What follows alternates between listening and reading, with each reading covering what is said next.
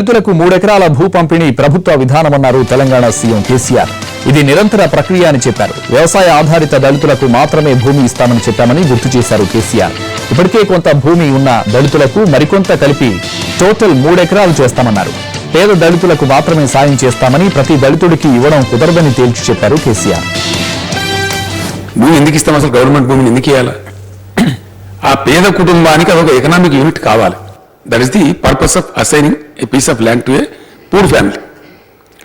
ఇచ్చిన పద్ధతి 100% అశాస్త్రీయంగా, అన్సైంటిఫిక్గా ఉంది.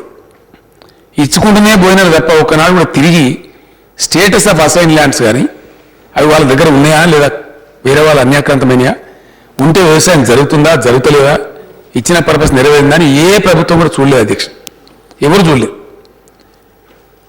ఈ మధ్య దళిత శాసనసభ్యులు గిరిజన శాసనసభ్యులతో సమావేశమైనప్పుడు కూడా ఈ విషయాన్ని వారితో షేర్ చేసుకోవడం జరిగింది. స్టేటస్ తెప్పించి దాన్ని ఏం చేయాలని ఆలోచిద్దామని చెప్పి ఒక నిర్ణయానికి వచ్చినాం. శాస్త్రజ్ఞులు చెప్పేది, వ్యవసాయ శాస్త్రజ్ఞులు చెప్పేది, ఇతరులు కూడా చెప్పేది ఏంటంటే అధ్యక్ష, 2.5 ఎకరాల పైబడిన కమ్మతం అయితేనే అది ఆ కుటుంబానికి ఉపాధి ఇవ్వగలుగుతుంది, ఒక కుటుంబం దాని మీద బతకగలుగుతుంది అనేది. 3 ఎకరాలు ఉన్నట్టయితే ఏంటంటే కొంత కళ్ళానికో కొంత కాలువకో ఒడ్డుకో గెట్టుకోపోతే 2.5 ఎకరాలలో నికరంగా పంట పండితే ఒక కుటుంబాన్ని ఆదుకోగలుగుతుంది అనేటువంటిది చెప్తున్నటువంటి మాట. చిన్నారెడ్డి గారు తెలుసు బాగా, వాళ్ళు అగ్రికల్చర్ దాంట్లోనే పిహెచ్డీ కూడా చేసినారు. మినిమం కమ్మతం 2.5 ఎకర్స్ ఉంటే లాభసాటుకుంటుంది అనేది వ్యవసాయ శాస్త్రవేత్తలు చేసిన లెక్క అధ్యక్ష, నా లెక్క కాదు. దాంతో మేము పెట్టుకున్న స్కీమ్ ఏంటంటే, సపోజ్ రకరకాల సిచ్యువేషన్స్ ఉన్నాయి.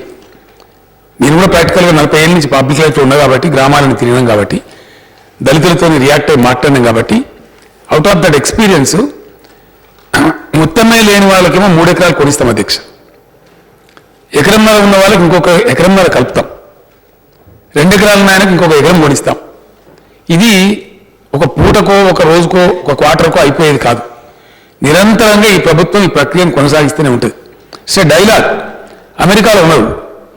సిద్దిపేట ఇరిగేషన్ మినిస్టర్ కాన్స్టిట్యూన్సీ అధ్యక్ష చిన్నకోడలో ఒక గ్రామం ఉంది, ఒక కుటుంబం ఉంది. వాళ్ళు మొత్తం అమెరికాలో ఉన్నారు. ఒక బ్రదర్ తప్ప 6 బ్రదర్స్ అమెరికాలో ఉన్నారు. అందరికి భూమి ఉన్నది.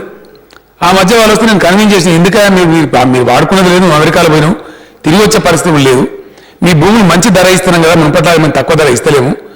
7 lakhs పెట్టి కొనిచ్చిన అధ్యక్ష ఖమ్మంలో, హైయెస్ట్ రేటు. ఎందుకంటే తృప్తి ఏంటంటే ఇచ్చిన వెంటనే వాళ్ళకి ఉపయోగంలోకి వస్తూ ఉంది. బోరు నీటి వసతి ఉన్నటువంటి వాళ్ళు చాలా వరకు వచ్చాను, వాళ్ళకి తీసుకొని ఇచ్చినాం. నేనేమంటున్నాను అధ్యక్ష, దీన్ని మేము మొత్తం అన్ని దళిత కుటుంబాలు కొనిస్తామని చెప్పలేదు అధ్యక్ష. ఎక్కడ కూడా వ్యవసాయ ఆధారిత పడి బతికేటువంటి దళితులు ఒక ఐఏఎస్ ఆఫీసర్ నాకు ఇస్తామా అధ్యక్ష? 3 ఎకరాలు సంపత్ గారు వారికి ఇస్తామా? ఇయ్యం కదా. ఎవరికైతే లేదో గ్రామాల్లో ఉన్నారో ఆ కుటుంబాలకు మంచి భూమిని, మేలైనటువంటి భూమిని కొని ఇచ్చామని దీని యొక్క స్కీమ్ ఉద్దేశం అధ్యక్ష. ఇది తెలంగాణ ప్రభుత్వానికి మైనార్టీలందరూ ఒకటేనన్నారు కేసీఆర్. మైనార్టీలో ముస్లింలు ఎక్కువ ఉన్నారు కాబట్టి ఆ కోణంలో అందరూ మాట్లాడుతుంటారని, అంత మాత్రాన మిగతా వారిని చిన్నచూపు చూసినట్లు కాదన్నారు. క్రిస్మస్ సందర్భంగా క్రైస్తవులకు కూడా నిధులిచ్చిన సంగతి గుర్తు చేశారు కేసీఆర్. ప్రభుత్వానికి ఏ మైనార్టీ అనే మైనార్టీ అధ్యక్ష, ఏ ఒక్కల విషయంలో వివక్ష ఉండదు. కాకపోతే మన దగ్గర ముస్లింలు ఎక్కువ ఉన్నారు. మైనార్టీస్లో మేజర్ పోర్షన్ ముస్లిమ్స్ ఉన్నారు. ఇప్పటి వరకు మనకు అందుబాటులో ఉన్న స్టాటిస్టిక్స్ ప్రకారం 13.5% 14% వరకు ముస్లిమ్స్ ఉంటే 1.5% క్రిస్టియన్స్ ఉన్నట్టుగా మనం లెక్క తీసుకుంటూ ఉంటాం. కాకపోతే మనకు దళిత క్రిస్టియన్ సమస్య ఉంది కాబట్టి ఆ దళితులు క్రిస్టియన్లు ఉన్నప్పటికీ మేము క్రిస్టియన్ అని చెప్పుకోవడానికి భయపడే పరిస్థితి, మాకు వచ్చేదైనా పోతుందేమో, మాది మారుస్తారేమో భయంలో ఉన్నారు. దళిత క్రిస్టియన్ల విషయంలో కూడా మేము చాలా సిన్సియర్గా ఉన్నాం. ఎందుకంటే వాళ్ళు దళిత క్రిస్టియన్స్ కూడా న్యాయం జరగాలి పాపం. ఆ కులం మారిపోవద్దు, మతం మారినంత మాత్రం కులం మారాల్సిన అవసరం లేదు. వాస్తవానికి we sympathise the cause of Dalit Christians. మేము తప్పకుండా గవర్నమెంట్ ఆఫ్ వైఎస్ హయాంలో ప్రవేశపెట్టిన ఫీజు రియంబర్స్మెంట్ పథకంలో ఎలాంటి మార్పులు చేయలేదని తెలంగాణ ముఖ్యమంత్రి కేసీఆర్ స్పష్టం చేశారు. ఫీజు రియంబర్స్మెంట్ నిధులు రాలేదని, సర్టిఫికెట్లు ఇవ్వకుండా విద్యార్థులను వేధిస్తున్న స్కూళ్లు, కాలేజీలను హెచ్చరించామని చెప్పారు. మీరు ఎట్లయితే అమలు చేసిందో అట్లనే మేము అమలు చేస్తున్నాం. మీరు చెప్పే సర్టిఫికెట్లు ఇస్తలేరనే విషయం కరెక్ట్ కాదండి. మేము మాట్లాడినాం, ఆ మధ్య కొంచెం మంది పిచ్చి వాళ్ళు వాళ్ళకి చెప్పినాము, మీ స్కూల్ను మీ కాలేజీని తీసేస్తాం మిస్టర్ కూడా చెప్పినాం. మీరు విద్యార్థులు సతాయించదని చెప్పినాం. ఎందుకంటే అధ్యక్ష, ఈ రిజిస్ట్రేషన్ అనేది ఒక రోజుతో కంప్లీట్ కాదు. గవర్నమెంట్ ఎట్లా ఇస్తుంది? దాదాపు 2,500 కోట్ల బడ్జెట్లు పెట్టిన ఇప్పుడు బడ్జెట్లో ప్రపోజ్ అయింది ఫీజు రీయింబర్స్మెంట్ కోసం. Once the amount is budgeted తప్పకుండా ఇస్తారు. ఇంకా ఒక స్టెప్ ముందుకు వెళ్ళి నేను చెప్పినంటే ఎప్పుడు కూడా అధ్యక్ష సేమ్ అకాడమిక్ ఇయర్ రాదు. ఎందుకంటే వాళ్ళ రిజిస్ట్రేషన్ ఫిబ్రవరి దాకా కూడా రిజిస్ట్రేషన్ చేస్తూ ఉంటారు స్కూళ్ళు.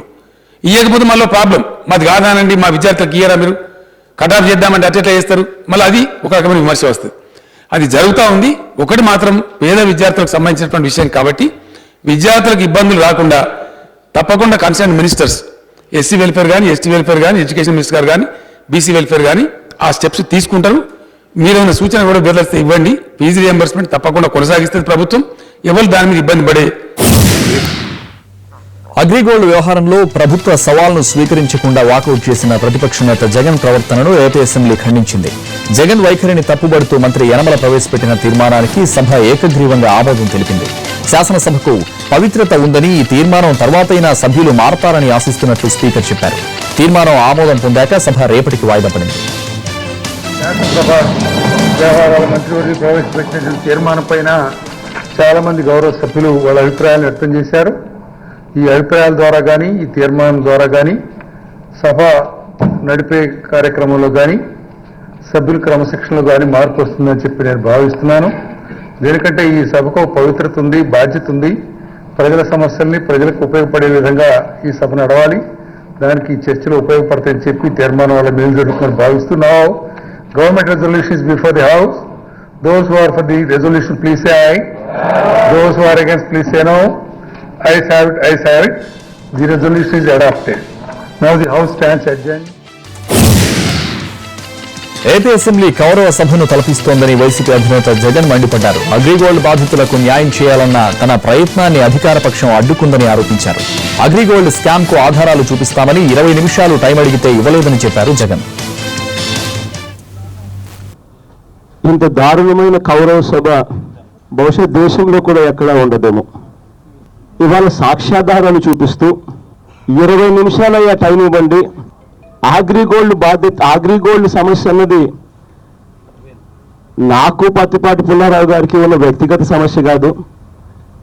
నాకు పత్తిపాటి పుల్లారావు గారికి వ్యక్తిగతంగా ఎటువంటి సమస్య లేదు. నా దగ్గర ఉన్న సాక్ష్యాలు ఒక్కసారి చూడండి. 20 నిమిషాలు టైం ఇవ్వండి అని అడిగా. 20 నిమిషాలు టైం ఇచ్చుంటే ఇవాళ ఈ ప్రెస్ మీట్ పెట్టవలసిన పనుల. 20 నిమిషాలు టైం ఇవ్వండి.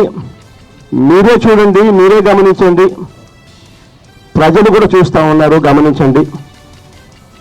నేను చూపుతున్న ఈ ఆధారాలు అగ్రిగోల్డ్ బాధితులకు మంచి జరుగుతుందా చెడు జరుగుతుందా అన్నది. ఈ ఆధారాలు ఏదైతే నేను చూపిస్తున్నానో అవి నేను తీసినవి కాదు.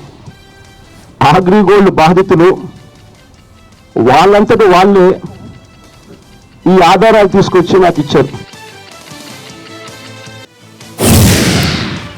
30/60లో షార్ట్ బ్రేక్ తీసుకుందాం. Stay with us.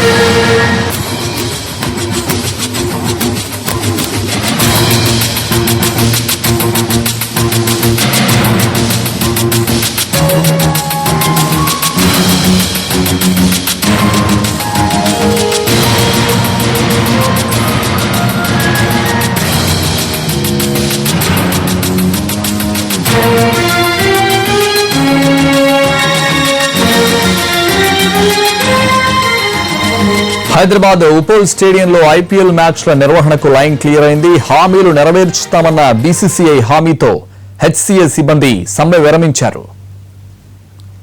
దీనికి సంబంధించిన మరిన్ని వివరాలు మా ప్రతినిధి రవి అందిస్తారు. రవి, హెచ్సీఏ సిబ్బందికి బీసీసీఐ ఎలాంటి హామీలు ఇచ్చింది? సంతోష్, ఒకవైపు బీసీసీఐ నుంచి అందరినీ నిధులు, మరోవైపు హెచ్సీఏ సిబ్బంది సమ్మె. వీటి మధ్య ఐపీఎల్ మ్యాచ్లు ఉప్పల్లో జరుగుతాయా లేదా అనేటటువంటి సందిగ్ధం ఉండేది. అయితే దీనికి స్థిరపడిందని చెప్పుకోవచ్చు. కొద్దిసేపటి క్రితమే హెచ్సీఏ సిబ్బంది తమ సమ్మెను విరమిస్తూ నిర్ణయం తీసుకున్నారు. దాదాపు 14 రోజులుగా సమ్మె చేస్తున్నటువంటి ఎస్పీఓ సిబ్బందితో ఈరోజు బీసీసీఐ అధికారులు ఫోన్ లో మాట్లాడడం జరిగింది. మీ డిమాండ్స్ ఏదైనా కూడా మేము పరిష్కరిస్తామని చెప్పి హామీ ఇచ్చినట్లుగా తెలుస్తుంది. దీంతో వాళ్ళు సమ్మెను విరమిస్తూ నిర్ణయం తీసుకొని ఇప్పటికిప్పుడే వీళ్ళు కూడా చేరారు. గ్రౌండ్ లో వాటర్ తడుపుతూ కూడా పనుల్లోకి ఇక్కడి నుంచి స్టార్ట్ చేశారు. అయితే దాదాపు 14 రోజులుగా స్ట్రైక్ చేస్తున్న విషయం నిన్నటి నుంచి బీసీసీఐకి తెలియడంతో వాళ్ళు వెంటనే స్పందించినట్టుగా తెలుస్తుంది. ఎందుకంటే హెచ్ఏ బాడీ అనేది ఇప్పుడు కొత్తగా లేకపోవడం, హెచ్ఏ ఎలక్షన్స్ జరిగినా కూడా ఆ రిజల్ట్స్ అనేవి కూడా కోర్టులో ఉండడంతో కొద్దిమేర వీళ్ళ డిమాండ్స్ ఎవరు పరిష్కరిస్తారు అనేటటువంటి సందిగ్ధం ఉంటుంది. అయితే హెచ్ఏ బాడీ కూడా లేకపోవడంతో వీళ్ళు హైకోర్టును సంప్రదించడంతో హైకోర్టు కొత్తగా 2 జడ్జీలు నిర్వహించింది. ఐపీఎల్ నిర్వహణ మొత్తం బాధ్యత అంతా కూడా వీళ్ళు చూస్తుంటారు అని చెప్పేసి 2 రిటైర్డ్ జడ్జీలు నిర్వహించింది. దీంతో వీళ్ళు బీసీసీఐని సంప్రదించడం, ఎందుకంటే ఈసారి ఉప్పల్లో జరుగుతున్నటువంటి మ్యాచ్లు కాస్త ప్రతిష్టాత్మకంగా చెప్పుకోవచ్చు.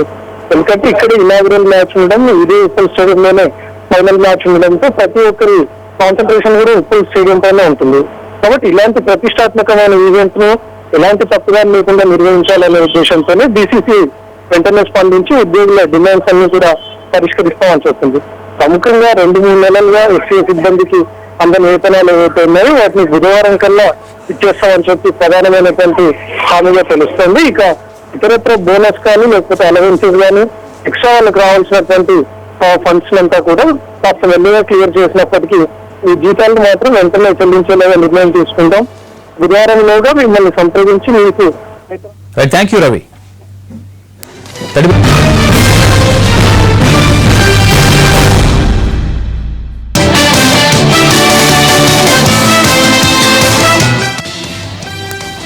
న్యూస్. కర్నూలు జిల్లా డోన్లో మున్సిపల్ టెండర్లలో కొట్లాట ఒకరి ప్రాణం మీదకు తెచ్చింది. టెండర్ల సందర్భంగా టీడీపీ వైసీపీ కార్యకర్తల మధ్య యుద్ధం జరిగింది.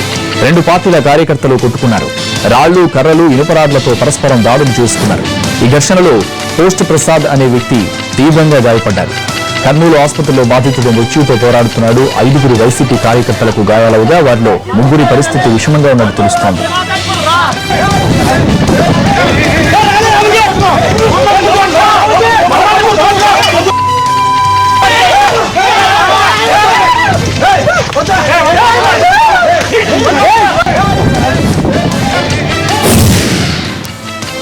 డోన్ మున్సిపాలిటీ పరిధిలో ఉన్న దుకాణాల కోసం వేలం జరిగింది. అయితే మున్సిపాలిటీ దుకాణాల వేలంలో వైసీపీ వర్గీయులు అడ్డుపడుతున్నారంటూ వైస్ చైర్మన్ వర్గం దాడికి పాల్పడింది. ఈ క్రమంలో ఇరు వర్గాలు దాడి చేసుకున్నారు. ఈ దాడిలో వైసీపీకి చెందిన 6 కార్యకర్తలు తీవ్రంగా గాయపడ్డారు. వారిలో పోస్ట్ ప్రసాద్, లాల్ పాషా, సుధాకర్, మదన్ పరిస్థితి విషమంగా ఉంది. ప్రస్తుతం డోన్లో పరిస్థితి ఉధృతంగా ఉంది. దాడికి పాల్పడిన టీడీపీ కార్యకర్తలను అదుపులోకి తీసుకున్నారు పోలీసులు.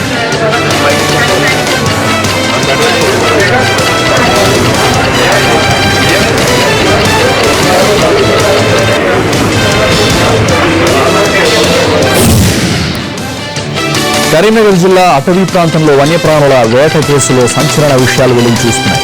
జింకలను పొట్టనబెట్టుకున్న వ్యవహారంలో మంత్రి కుమారుడి హస్తం ఉందన్న వార్తలు రాష్ట్ర వ్యాప్తంగా సంచలనం కలిగిస్తున్నాయి.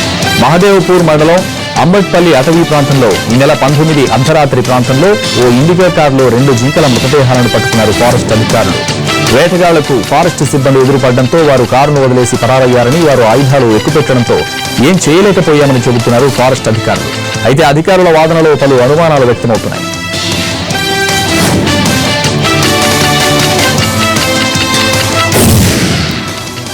వేటగాళ్లు వదిలేసి వెళ్లినట్టుగా చెబుతున్న ఇండికా కారులో ఆధార్ కార్డుతో పాటు ఫ్లైట్ టికెట్లు, చెక్ బుక్కులు దొరికాయి. వాటి ఆధారంగా చేపట్టాల్సిన విచారణ ఎందుకు ముందుకు సాగడం లేదన్నది ఇక్కడి వినిపిస్తున్న ప్రశ్న. మంత్రుల కుమారుల ప్రమేయం ఉండడం వల్లే అటవీ శాఖ సిబ్బంది ఈ వ్యవహారాన్ని నీరుగార్చేందుకు ప్రయత్నిస్తున్నట్టు తెలుస్తోంది. మహదేవ్పూర్కు చెందిన కొంతమంది అధికార పార్టీ నేతలు 2 మంత్రుల కుమారులకు షెల్టర్ ఇవ్వడంతో పాటు స్థానిక అటవీ ప్రాంతం గురించి సమాచారం అందించారన్న వార్తలు వస్తున్నాయి. నిజానికి ఆ రోజు మొత్తం 5 వాహనాల్లో సుమారు 20 మంది వరకు వేట ఎపిసోడ్లో పాల్గొన్నట్టు తెలుస్తోంది. వీరందరినీ తప్పించడంతో స్థానిక అధికార పార్టీ నాయకులు కీలక పాత్ర వహించారన్న వార్తలు వస్తున్నాయి.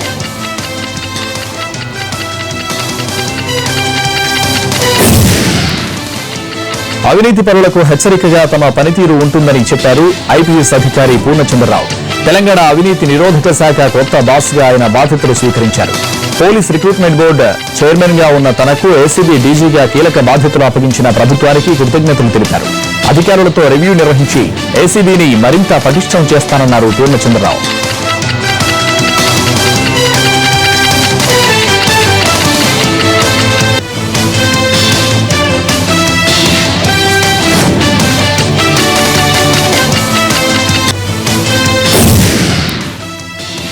ఆర్థిక ఇబ్బందులు పడుతున్న హిమాచల్ ప్రదేశ్ క్రికెట్ అసోసియేషన్ కు ఊపిరి పోసింది సుప్రీంకోర్టు. ధర్మశాలలో ఇండియా ఆస్ట్రేలియా మధ్య జరగనున్న టెస్ట్ కోసం 2.5 కోట్లు వెంటనే విడుదల చేయాలని బీసీసీఐని ఆదేశించింది న్యాయస్థానం. ఖజానాలో డబ్బులు లేక టెస్ట్ నిర్వహణ కోసం ఇబ్బంది పడుతోంది హెచ్పీసీఏ. ఈ నేపథ్యంలో సుప్రీంకోర్టు ఇచ్చిన ఆదేశాలతో ఆర్థిక ఇబ్బందుల నుంచి అసోసియేషన్ గట్టెక్కింది.